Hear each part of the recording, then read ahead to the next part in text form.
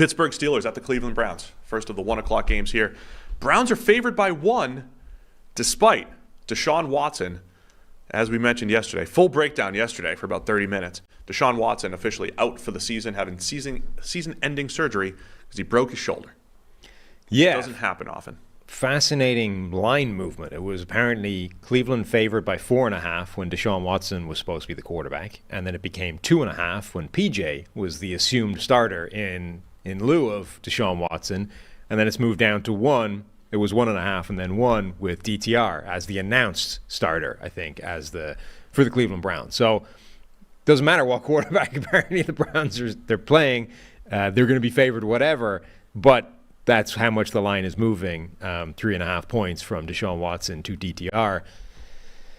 And, it shows how much faith I think everybody has in this Browns defense. Like, they don't need any quarterback, and they're still seen as a better team than Pittsburgh, even though Pittsburgh are 6-3. Remember in the first matchup, was it 2 defensive touchdowns for the Steelers in that game? I mean, it took a strip sack of Deshaun Watson at the end that turned into a touchdown. Yeah, I think it was 2 defensive touchdowns for the Steelers to win 26-22. The only real big play was, remember this was early in the season where the Steelers would literally have just like one big 70-yard play per game. That happened in 2 out of their first 3 games. They were doing nothing other than, Pickett would hit a bomb to Calvin Austin or George Pickens for 70-plus yards and a touchdown. That was what this game was back in week 2. And things have changed a little bit for the Steelers. Their running attack has been much better these last couple weeks. They've officially declared Jaylen Warren as the starting running back for whatever that's worth. I mean, you're always going to have split carries in the whole deal, but Jaylen Warren, who's added some juice to the running game, has certainly helped Pittsburgh. But the Steelers are, football's weird, man. We're sitting here in week 11, and all the underlying metrics for the Bills say that they're great. All the underlying metrics for the Steelers say that they're terrible, but the Steelers are 6-3. Go figure. And the Bills are 5-5. So the question is, is this coaching? Is this, you told me don't use the word luck. Is this unlikely that the Steelers are here, or can they keep this going as a 6-3 team? I mean, I think Mike Tomlin has been doing this for too long for this to simply be like the Steelers have gotten insanely lucky for 9 games, and they're going to turn back into a pumpkin at some stage. Like, we know Mike Tomlin is capable of getting more out of what it looks like should be there on a fairly consistent basis. I mean, the man didn't have a losing season with a terrible slew of quarterbacks. He managed to get one when he had to go to Duck Hodges. Like, this is who he is. Now, that doesn't mean that they're not vulnerable and can be beaten by teams. The real question to me is, like, okay, DTR becomes the story of this game, right? We know the Browns' defense is amazing. We know Pittsburgh is sort of capable of getting these games, but probably isn't going to be overwhelming. So it's really, what version of DTR are we going to get? As a college quarterback, I didn't like him at all, and then he looked really good in preseason. They gave him a start, and it was awful. Now, if he goes out there and has 5 turnover-worthy plays again, the Browns are screwed. Yeah, we did theorize yesterday maybe DTR is a better choice given what we saw from PJ Walker. Just with the full week of practice and the whole thing. Maybe, so. But I mean, but yeah, then nothing's guaranteed. There's very little evidence to say that's the case either. Like the last time we saw him starting, albeit against Baltimore, which is, Baltimore made Baker Mayfield when he was having a good season, or before he had a good season, look like he was non-viable and had no business starting because they hit him right at the start of the season. So it's a bad defense to start against, but 0 big-time throws, 5 turnover-worthy plays, an absolute disaster, 3.4 yards per attempt, no touchdowns, 3 interceptions for DTR in his first start. If it looks anything like that, it's very difficult to see how the Browns can win the game. If DTR looks anything like his preseason game, now we're going somewhere. Yeah, my concern with DTR having success against Pittsburgh, and we'll figure out how to use these numbers, right? A lot of times when we talk about underlying metrics, we talk about the things that are most consistent, right? The things that you can bank on. One of the things that tends to fluctuate is red zone success, offense or defense. So remember that time Tennessee, they were the team that was always confusing us. How does Tennessee win all the time, right? They don't have a great defense. They don't have a great offense. Nothing's great about Tennessee. They just always score in the red zone. always score touchdowns when they get inside the 10 in particular. Well, Pittsburgh's red zone defense has been incredible this year.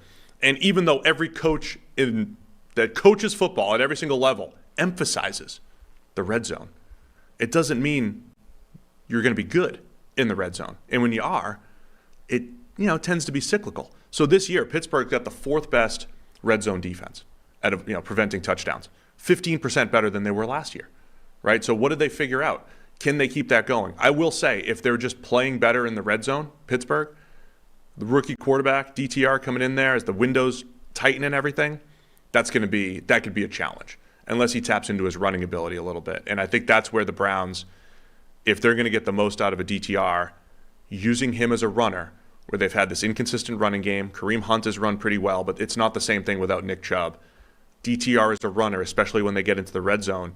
I think when we wake up Sunday morning and talking about this game at 7 a.m., we're going to say, did the Browns score when they got into the red zone? And if they did, they have a chance to win this game. If they didn't, we're talking about Pittsburgh being 7-3, again, despite all the metrics, maybe even being outgained again for the 11th straight game, 10th straight game. Yeah, and even just being able to run the ball, period. I mean, that was one of the features of that game where DTR started against Baltimore. They didn't have, number one, DTR didn't feature as a runner, right? He had a couple of scrambles, but it wasn't part of the design run game. Number two, they didn't really have a design run game. Like, they didn't have much of a success on the ground. They gained under 100 yards. They had 22 carries, whatever it was. They have to install something for him, I think. Yeah, and they need to be able, like, this is one of those situations where if they can run the ball, it would be a huge advantage, and he can be part of that. Like, he can be part of that solution rather than just they need a run game to help him and prop him up. Like, if they can manufacture a run game with him as a significant part of it, now you might actually have some throws that will be open and for him to be able to move the ball. All right, one last thing. The Steelers have installed Broderick Jones, the rookie, at right tackle over these last couple weeks. Mm-hmm. That has coincided with a better run game. It has not necessarily showed up in Broderick Jones' grade. I don't think his grade is horrendous or anything. And right. I will say... And Steelers fans are mad about that. Steelers fans are mad. I just want to address it really quick, what we've seen. And you could, I mean, if you just look at the plays on the internet, mm-hmm. Two of the big Steelers runs came on plays where Broderick Jones had a really bad block. You know, the one in the Titans game on Thursday Night Football, we were all complimenting Jaylen Warren for avoiding the defender that moved Broderick Jones 5 yards into the backfield. He had to juke him and then got it to the outside for a 20-plus yard gain. There was a similar play on Sunday where Jaylen Warren, just unbelievable start-stop and acceleration, and Jones kind of whiffed on a backside block, and it still became a 20-yard gain. On the other hand, Jones has done a great job on other plays, getting to the second level, and making some big blocks on plays that were big gains. He's also kind of been at the forefront on a lot of the plays that have gone 2 or 3 yards. All that stuff shows up in the grading. So play-by-play, Broderick Jones' grade isn't great, but I see the explosiveness. I see his ability to get to lock onto defenders at space. I see him losing at the point of attack a little bit more, losing on pulls every now and again when they put him out there. So it's just been a little inconsistent. And sometimes, even though over time run blocking is a bigger driver of running success than the running backs, the Steelers' running backs are running well. Both Najee, too, last week. They're running well these last few weeks. So it's not just like, hey, we put this guy in the lineup, therefore he's the only reason. It's not necessarily the case. We get a rematch of DeJuan Jones versus TJ Watt, which should be pretty fun. Is DeJuan hurt? I think he's still playing, isn't he? I don't know.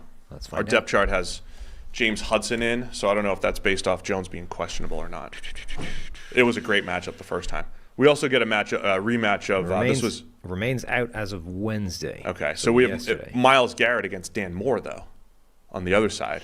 This is a rematch of when we said Myles Garrett had a great game and TJ Watt had all the stats. That always goes badly for Dan Moore. Yeah. Always. Dan Moore's, I ran those numbers after that game, actually. Dan Moore's grade pass blocking against anybody not named Myles Garrett is like 66 for his career. It's above average. Dan Moore's grade when blocking Myles Garrett in his career is 18, I think. He's Aaron Donalding him. Yes. This is Seattle Seahawks guards through the years. Right. It is. Seahawks guards in non-Aaron Donald games were solid. Right. It is a catastrophe when he has to block Myles Garrett. And it doesn't always result. So the interesting thing there is it doesn't always result in pressure because the Steelers know Myles Garrett is going to win against Dan Moore and get the ball out quickly, but he always absolutely annihilates him. So yeah, it's one of the most one-sided one-on-one matchups in the NFL that occurs on a regular basis. All right, man. A lot of stuff we just talked about there for this game. So Deion Jones did not practice as of yesterday. Probably won't play. All right, so it might be James Hudson. And that's also not good. Yeah, not good for the Browns, good for the Steelers in that T.J. Watt matchup. You know T.J. Watt will get a sack or two, especially with a rookie quarterback. Well, now he's got to show, like, if this goes to form the way it goes during their careers, this is the game where Myles Garrett will have, like, 1,000,000 wins against Dan Moore. Yeah, but DTR is going to hold the ball 4 seconds. Right, but won't actually get a sack somehow. And then the other way, T.J. Watt will get, like, 6 wins, but 3 of them will be sacks. Yes. And Wednesday we're explaining the grade. Here we go. I'll take the Steelers as 1-point underdogs here. Yeah, you can. I can't buy into DTR as a favorite. I can't do it. Not trusting him. Not after the one game we saw him start, right? If this was just preseason, if we had no regular season information on DTR, I might be convinced. But I saw that Ravens game and therefore cannot bet into the man as a favorite.